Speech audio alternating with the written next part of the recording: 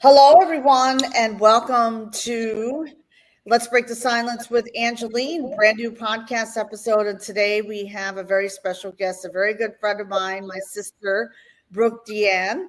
And just to tell you a little bit about Brooke, she is a trauma healing mentor, rapid transformational therapist, and NLP practitioner, empowering female survivors of abuse and trauma to reclaim their lives by rewriting their stories via a holistic approach to access new levels of mind, body, and spirit integration. After overcoming her history of abuse as an ex-Jehovah's Witness and toxic relationships, Brooke brings profound insight to her work and as an advocate against religious abuse and domestic violence. She is the author of The Grief Monster, a trusted resource in therapy offices and hospitals to help children process loss and shattered, broken, and beautiful. Losing My Religion and Finding Faith, a transformative memoir exploring her healing journey from a religious cult and abusive relationship. Brooke also hosts the Cult Diaries podcast. So thank you so much, Brooke, for being on my podcast show. We're going to be talking about how Brooke went from shattered to beautiful. She reclaimed her life, and she's going to talk about her healing after abuse and religious trauma. So, Brooke, welcome to the show. Thank you. I'm so grateful to be here and be able to have these conversations and really say my story, but also just to share the message of like there's hope and that there's possibility, right? So much possibility that we just sometimes haven't tapped into. Exactly. And I agree. Absolutely agree with you. It's so important, especially in these times that we live in today. So, can you take us back to a moment you knew you had to break free from the abuse and the trauma in your life? Yes, of course. I think it really began. I like to call it like I've had several awakenings in my life. And the first awakening was that I was even in an abusive relationship to begin with. It began with having a very a kind of a narcissistic friendship, and that was in the religion that I was in. And I started to kind of do my own research on what that was even like. Being in a relationship where there was a jealous person, where they were kind of controlling, where they were manipulative. And that's when I did this really big deep dive into narcissism. And I didn't even realize, honestly, I'd heard the word before, but it really wasn't on my radar, right? I didn't really understand it or know what it was about. And so as I did that and I got very knowledgeable about it, I started to see how I was in that type of relationship and that type of marriage. And that was like the epiphany for me to be like, oh my gosh. So this is what I've been experiencing these past 17 years and not even knowing it, but it was very familiar to me because that was who my father was. He was controlling, manipulative, and really desired, everything was about him. He desired everything was about him, and everybody was meant to like honor and worship him and, listen to him and, all of those things. So I think that was the pieces that I didn't really understand until I started to unravel that. And then when I did that, that's when I said, okay, I need to break free from this. Like, this is not okay. This isn't healthy for me. This isn't healthy for anyone. And I decided to kind of go on that venture and leave the relationship. And while I was doing that, I also was unraveling my religious doctrine, my religious beliefs, and recognizing that I was even in a cult, and not realizing what a cult was, and kind of understanding even how does a religion become a cult, and what does that mean? What is the structure or the framework for a cult? And that is when I was like, oh, okay, this is the truth of where I'm at right now. And so I just had to kind of break down and burn everything down to the ground, if you will, and start from the very beginning. Okay. Start all over again. Yeah, like nothing was working. Nothing was working, yeah. And I commend you for for doing that, for breaking free from that cult, because I mean, that to me, that is huge. And this is gonna lead me to my next question. What was the hardest part about leaving the Jehovah's Witness community and the toxic relationships tied to it? Oh, I think it was the loneliness. I think that recognizing, wait a second, if I leave, that means I'm losing all of my friendships I've known since I was young, and then also my family that was still in the cult. So, because they're, as Jehovah's Witnesses, they're told that if you leave and leave the organization, that basically you're no longer accepted, right? And you kind of have to set a really big boundary. And if you have a completely different belief system, which was me, where I didn't believe the beliefs anymore, then Right. you're an apostate. They call you an apostate. And so now you're basically evil and you've been basically possessed by Satan and his demons, and you are not allowed to be talked to. And so you really are completely abandoned. And I knew that was what was the path I was going, and I knew that was going to happen. But at the same time, there was a part of me that said, I can't fake this. I can't pretend to be something that I'm not, because it didn't resonate for me anymore. And I knew that there was so many of the beliefs inside of that organization that didn't make sense to me. I was really questioning so many things. And the more I questioned, the more I fell into the rabbit holes and realized what I had even been experiencing to begin with. So I think that was the hardest part, knowing that I was going to be very lonely for a period of time. And Wow. it was, I did feel very alone, but I really felt like, I think that I still believe in a higher power. I still believe in God. Even coming out from the other side, I was very angry for a long time. I felt like very betrayed by God when I left, because I was like, well, why would God do that to me? Like, if there is a God, why would he allow me to be in this religion that was a sham, And but I realized it was nothing to do with what our higher power is. It is all to do with man's control and desire to use fear to keep people trapped in these systems. And I just say it's the same as being in an abusive relationship, right? An abuser uses fear to control and manipulate you. And in a cult-like system or high control religion, it's the same thing. They use fear to control and manipulate you. And the model's the same. And so you just don't realize that you're existing in this model framework, if you will. And then once I broke free from all of that, I was like, okay, well, who am I going to be now? Because I don't even know who I am, because now I have no belief system. I have no relationship. I don't know if I believe in God anymore. And so that's when I had to really start to do the healing work on myself. And I started to, I dived into many, many religions, still never really figuring it out. And then I just kind of threw it all to the side and didn't want to look at it, because it was too overwhelming. I really needed to just focus on myself. I was very much in survival mode, trying to find my path and be a mom and take care of my kids. And that was where my focus was for that period of time, until I kind of rediscovered myself, if you will, spiritually. That's great. I'm so, yeah.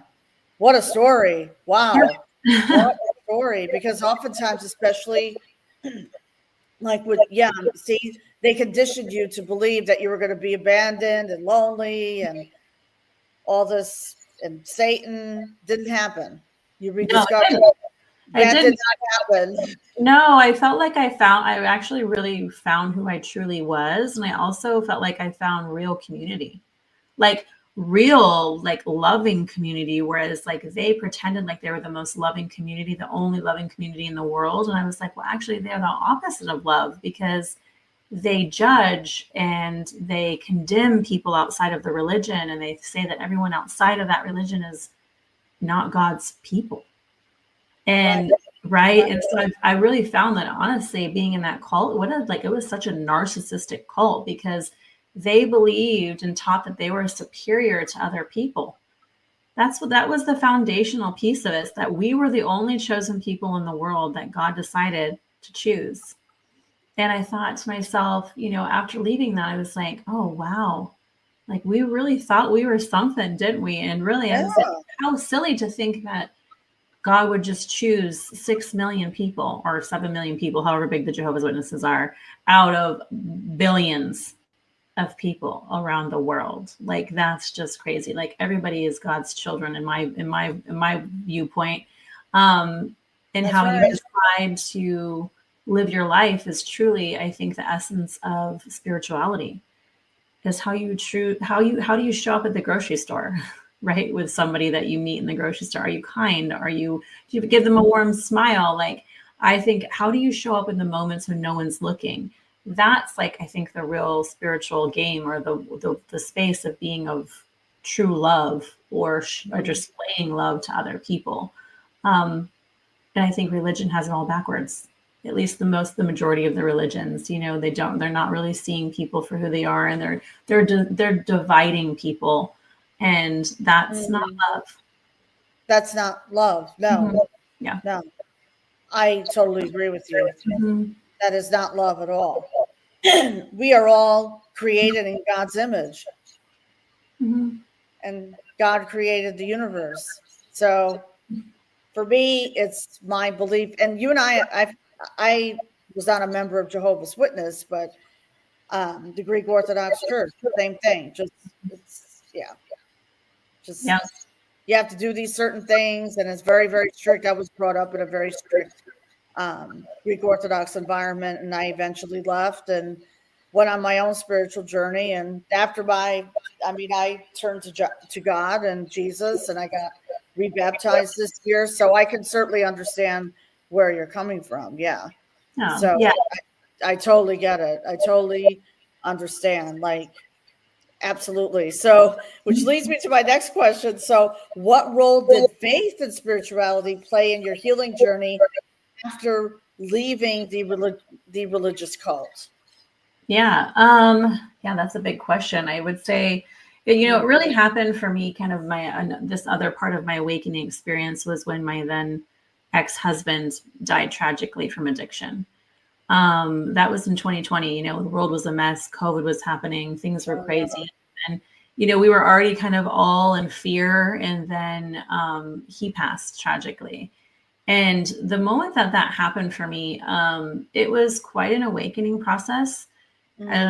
I knew that he had passed before he even passed. I had felt it the night before I'd gotten woken up. Almost like he kind of came to me that evening, if you will, like after he had already passed, and I kind of got I felt this uncomfortability and all of these things. And so I don't know what everybody's belief system is here, but like, I feel like, when we pass on, we still have an energetic presence, and we still can kind of show up in other people's lives. And I didn't realize that was even a thing because of my former belief system, right?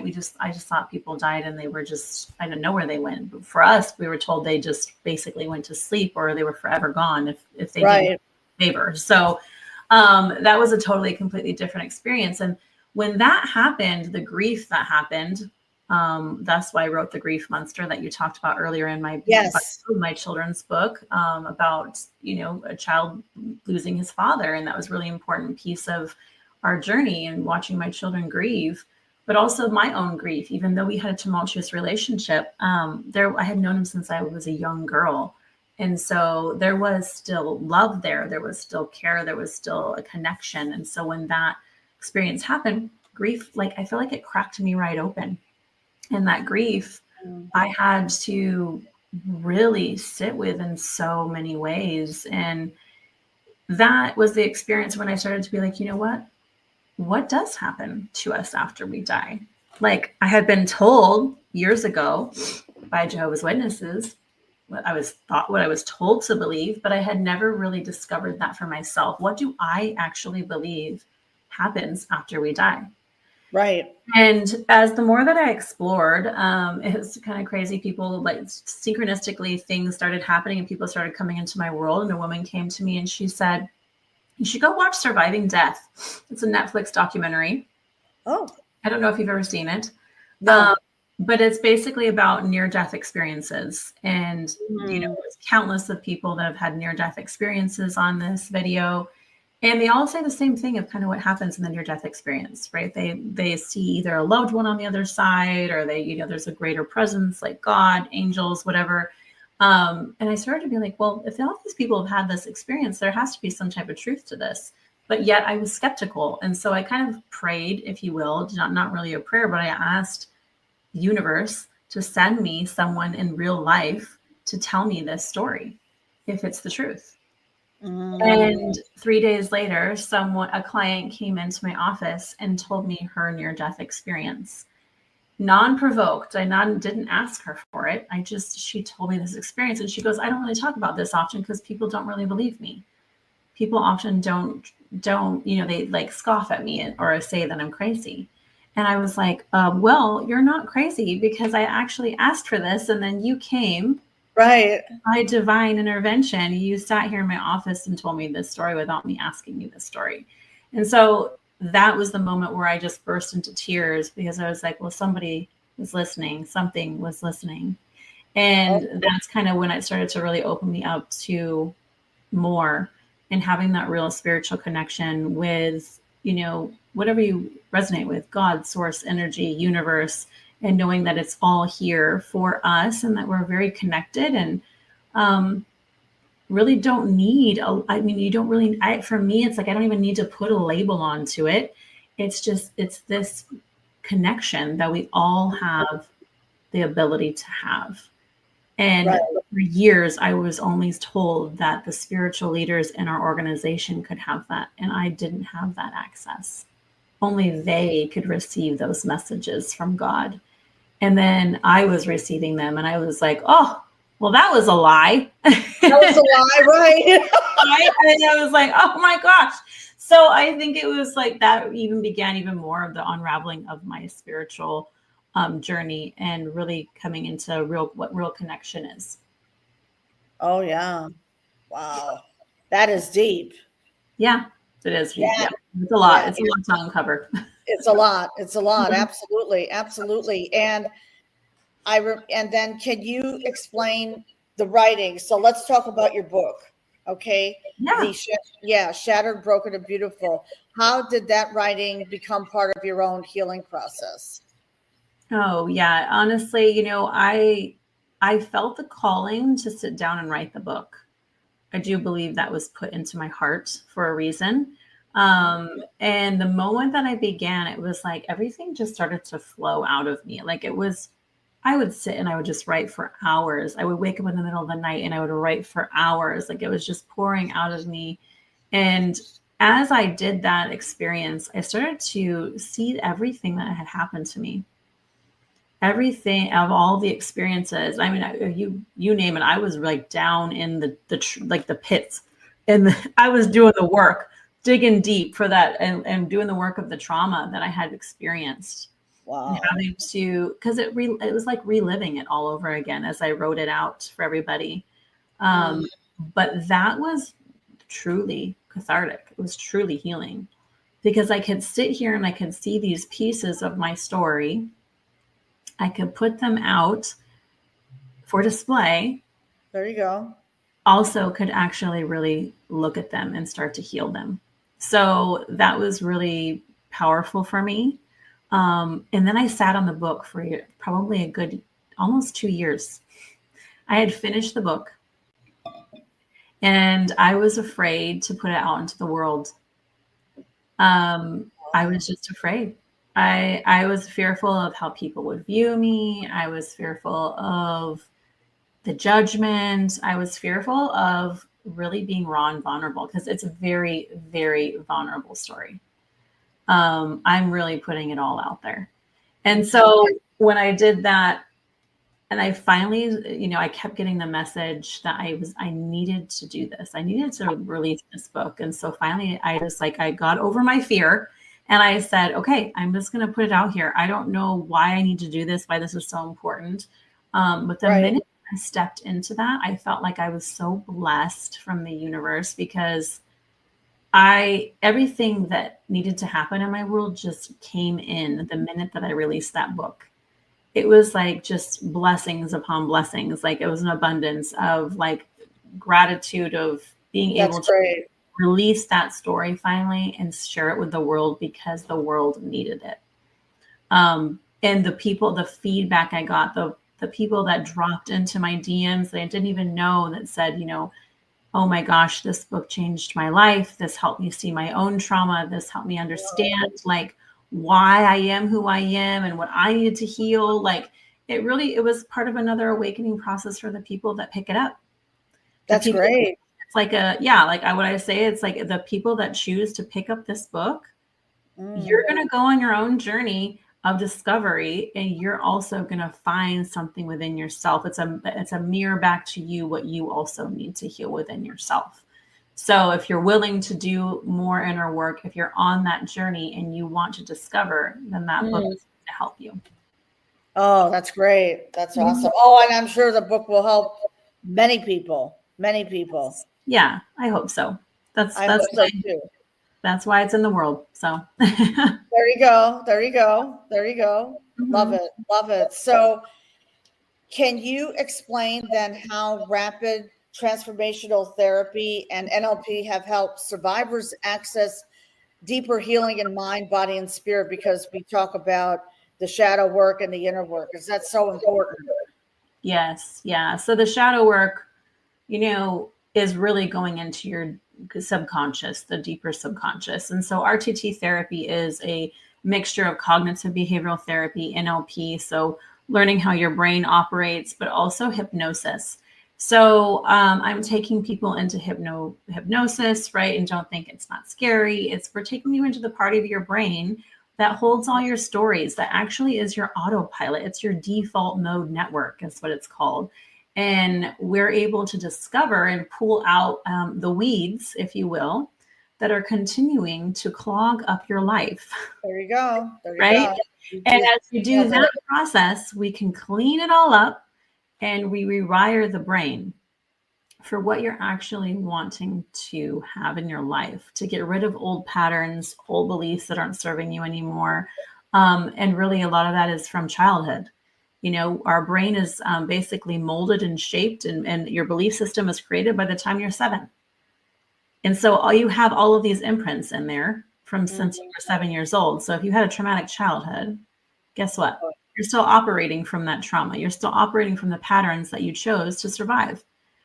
And there's no wrong in that. It's the true nature of who we are. It's how our brain operates. And so I really teach people these things and help them rewire the brain, but also to recognize where your nervous system is at, especially if you've been abused, especially if you've had childhood trauma, just to help you regulate so much and get so safe that now it's like a deeper layer of healing that you can kind of go through.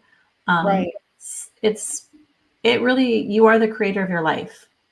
So this is how you can tap into that power, is by learning how the mind works. Exactly. It's activating that reticular activating system to rewire your brain. Absolutely. Yes. Yeah. So the raw is exactly as you call it, as you talk about that, it's really being able to help you, what we focus on, we get more of. There you go. I was just going to say that. Yeah. If your RAS, your reticular activating system is focused on negativity, or I'm in suffering, or I'm just depressed, or nothing ever good happens to me, or you have all of these, really heavy stories. Well, that is what you're going to get more of, because that beautiful part of your brain, it helps you get what you want. And so it's really important about kind of rewiring the brain. Okay, well, how do I actually want to show up in every day? I always tell people a great trick to even start with today is, when you wake up in the day, set an intention, set that intention for the day. And even when something goes awry, maybe your kid's screaming, he's yelling, or maybe something happened, or you're late, or whatever it is, you can always go back into that intention and focus on that intention. And it kind of helps you get back on track, right? You don't go too far down like the negative train or whatever you're about ready to go on. The rabbit hole, I call it. Yeah. Yeah. That negative train, the rabbit hole. Exactly. Yeah. I really, really love, because I suffered severely with anxiety, lots of PTSD, so much complex trauma, from such years of being in fear, and being really, really severely abused. And so the brain can be your worst enemy or your best friend. There you go. But it's really hard sometimes to get through these things. And so sometimes, I can be talking about this, but if you don't have someone to help support you and guide you through this, I know I couldn't do it alone. I needed support. I needed help, because my brain, when I was in my panic or when in my fear, I felt like my brain was on fire and I couldn't get out of it. Wow. Right. It was so hard when those triggers happen and that feeling of fear comes in. It's, you need that support. You need people to help you kind of like make this a happier place, because you have to live here all the time in your Right. brain. Exactly. Exactly. So, Absolutely. not make this a happier place, just like you want to make your body feel good, right? Like nobody wants to feel tired and like wake up feeling like terrible in the morning and your bones are aching and your joints are, like inflamed and you're just like barely move. Like no one wants to live a life like that. You want to feel good in your body. You want to wake up energized and excited for the day and happy and, be able to move your body. Well, the same thing with your brain. You just can't see it, right? It's in here, but at the same time, you want your brain to be operating the best that you can. So why not learn how to do that? Why not actually remove all the stuff that's no longer serving you and truly really begin to live a more authentic and thriving life? Absolutely. Because guess what? We deserve to live that life. Absolutely. Like for me, when I wake up in the morning, I feel grateful. Like I'm excited. I'm excited to get up early. Like people say, you get up early? I'm like, yeah. There's so Yeah. Yeah. There's no aching bones in my body. I feel I'm awake, I'm alive, and I'm ready to go. And I'm like you. I set my intention for the day, and I do my meditation, and I journal, and that gets me going. Then I really get excited. Like one of my mentors, I remember he says a lot. He goes, he's excited about life. And he's 65 and he's doing something new every single day. I mean, that's a huge blessing. Yes. Well, and they say like, the older you get, the more that you try new things, you create those new neural brain pathways. Yeah, right. And so you're continuing to grow and your mind is continuing to grow. And that helps keep you young and feeling young, right? And your body says, oh, okay, well, we're not just going to go lay down and die. We still want to go and experience and discover and all of those things. That's why you see some people when they're like in their 80s and they're still like running miles and you're just like, here, what? You should see it here. Yeah. No. They go out, they do things, exercise. And that's the way to live. Yeah. To truly, really thrive. Yeah. Absolutely. Absolutely. So I remember, I know that you had talked about that you created the Grief Monster to help children process loss. So why was that so important for you? And how has that impacted families? So that was really important for me because when my ex died, and I saw that my children obviously were struggling with their grief, I noticed there wasn't, my youngest was very young. So my oldest one, he understood death a little bit more. And even though it was hard for him to really sit with, my youngest one was even more like confused by it, right? He'd never had anybody die in the family. He wasn't really understanding the experience. He was little and there was not a lot of books on grief. And I said, wow, we really need to teach kids about grief and that it's okay to like process this grief. And actually you should let yourself just sit with your grief. Like this is okay. You don't have to suppress your tears. That this is an okay thing to do. And that's why I wrote the book. I wanted children to be able to understand their own emotional intelligence. I wanted them to understand that, grief is a part of life. And when these really big things happen, that they don't have to be strong for anybody else, that they're allowed to just really fully feel their feelings. And so that's really what the book is for. And this has helped families all over the world. This has helped people have put this in therapist's office. People have put this in hospitals. I've had adults reach out to me and said they've given it to other adults that have lost others because it helped them like just to engage their own inner child. Seeing this little grief monster and being able to connect with your grief in a different way. And so that was a gift in itself. So that really lit me up because I was like, okay, well, I had this on my heart to write this and I wrote it for a reason and it's really trickled out into the world and created a ripple effect. So I'm very, very happy about that. That's great. That's great. Especially in these times that we're living in. We need it. We need it. We need it today. That's great. I'm very happy to hear that. That's awesome. And you're doing so much for children and feel so happy about that. So what inspired you now to launch the Cult Diaries podcast, and what conversations are you hoping to bring to light? So I actually launched that right after I launched my book last year, or this year, I guess I should say March. I have another podcast called Goddess Rising. That's really for the women on the healing journey after abuse and to really, discovery, self-development, and all that fun stuff. But Cult Diaries was kind of important to me too, because I don't think we talk enough about religious trauma. I think it's very like hush hush. It's starting to come out a lot more now, but there's not a lot of people that really like talk about that space, and now we're starting to realize how much this religious trauma has affected us as a society, right? How it's suppressed so many people, especially women, right? With the patriarchy experience of what religion has really tried to do, suppressing women and their voice and not really having a place, and the men being in the hierarchy and really thinking that they're the only one access to God, and all of these experiences, and how it's really quieted women's divine feminine, right? Where women are actually so much a channel into really divinity. They really have this ability and this connection, sometimes even more. They have more intuition than a man does, at times, like we're really very connected that way with it because we are the nurturers, right? We are the mother, if you will. Like, so we have this innately within us. And so when we're really in our power, which I believe that religion tried to strip away from women, we are very powerful and we don't really realize that. And so that's why we've gotten stuck in abusive relationships to begin with, right? We thought that we were inferior.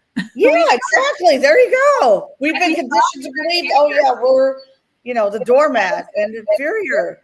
Yeah. And I want to have these conversations. And that's why I called it Cult Diaries, because it's these conversations of people that have, they've left really high control religions or cult-like systems that are really harmful, right? Because I do believe religion serves a purpose.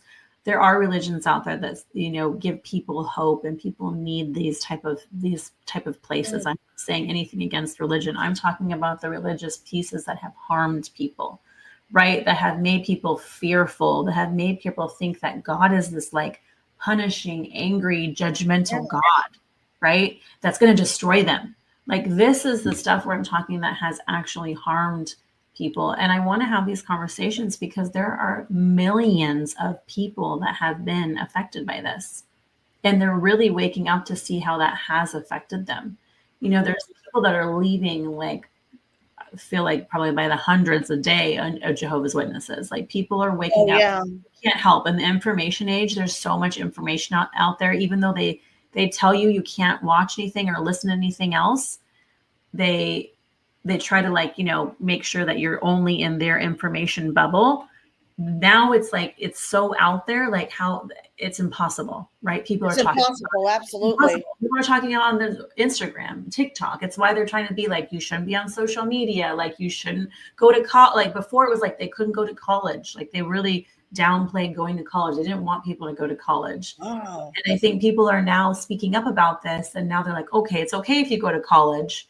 They're just trying to control people so much. And now there you go. They're losing so many people. So they're trying to they're grasping for straws, I think, at this point. But it's more about the fact that, these conversations need to be had. We don't like to talk about it. We like to kind of avoid talking about things that are uncomfortable as a human race, right? We want to patch it up and not look at the horrible things that are going on in the world. But it's really important for us to look at these things because this is where humanity is at. And until we speak up and use our voice, until we express ourselves, we're not saying what needs to be said, right?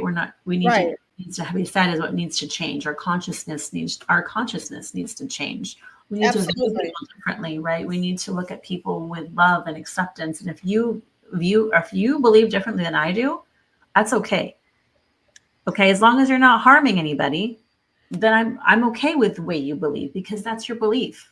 And letting people be who they are. I agree. Let people be and who they are, and let them,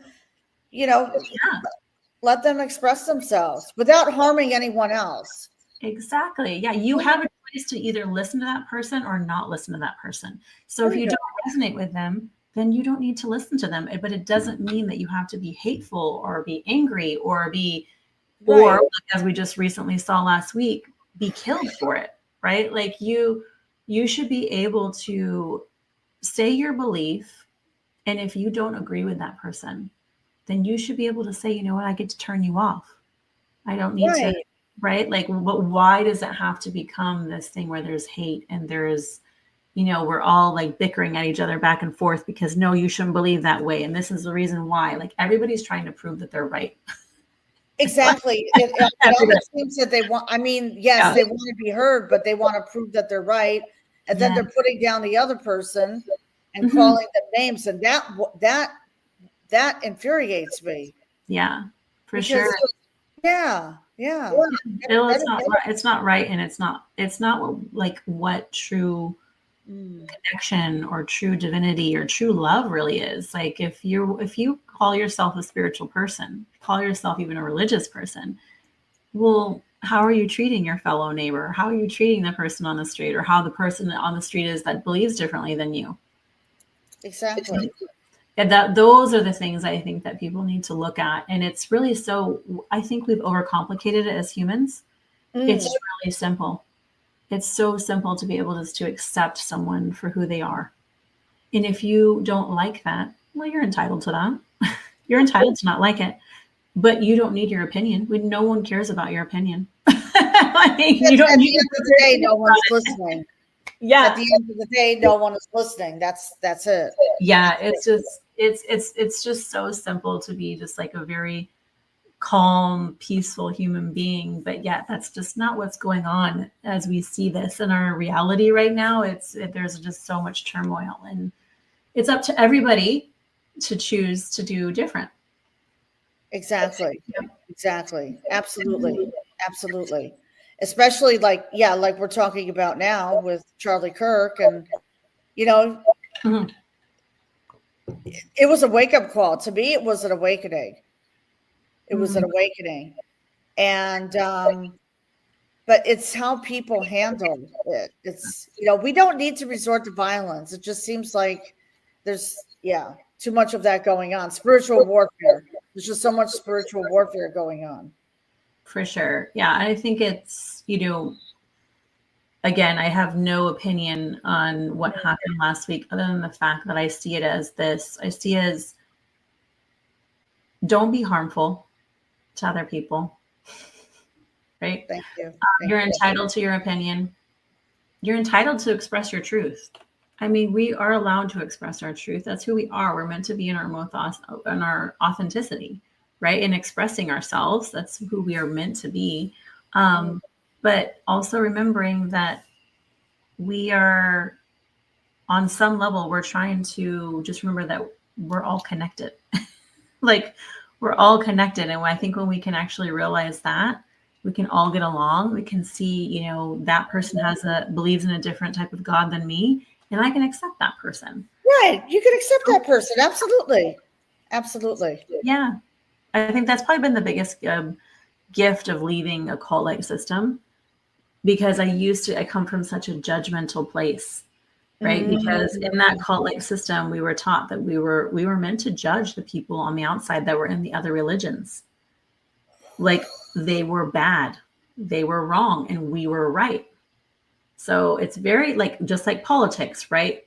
Those people are wrong and we're right. Exactly. Left right thing. It's the same thing in the religious piece, and that's what we were taught in that religion, was to believe that. And so when I was in the religion, I was so judgmental. I looked down upon those people in that other belief system. Truly, I mean, I can be completely humble in saying that was who I was then. Wow. Don't like that about myself. I didn't like that I was like that. But again, I was taught that. I was conditioned and programmed to believe There you that's who I go. was supposed to be, right? And I think that is often what's happening in politics. We're conditioned and programmed to look at people that way. Like, you're right, I'm wrong, vice versa, right? And that is pitting people up against each other and causing that division. And that's exactly what it did when I was in that religion, because I we were told also we couldn't associate with anybody outside of the religion because they were wrong. They were bad. Only the people on the inside. And so that again is just, using that ability to think that we're superior. And so it's the same thing with anybody in their own belief system. If you think you're more superior than the other person, then you might want to reflect on yourself and be like, is this true? Exactly. Am I coming from a place of judgment? And how is that, judgment is not a good emotion to feel. And judgment is not something, no one wants to feel judged, right? We all hate being perceived wrongly. So why would we reflect that to someone else, right? Why would we do that to someone else? And I think that's really what was happening when I was in that religion. And as I started to heal that part of myself, I started to see, and then I started to go and, discover other religions and look at how people, what their culture was and how they, perform their religious practices and stuff. And I was very curious. And I started to see that there is a common thread between all religions.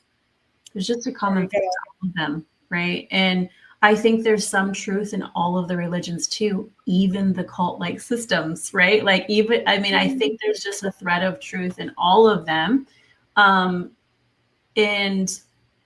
I started to see that I don't need to judge anybody else for their religious system. Right, exactly. I don't think it's almost like I can look at the Jehovah's Witnesses and I can see there's just where that's just what they believe. And those people inside of it don't know any better because I didn't know any better. Right, exactly. I didn't know any better.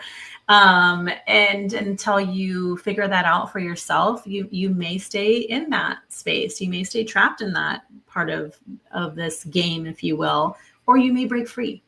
And when you do, what's on the other side for you could be even more freeing and enlightening and exciting for you, because now you're no longer being controlled. Now you get to make your own decisions. You get to make your own belief system and what you choose to believe.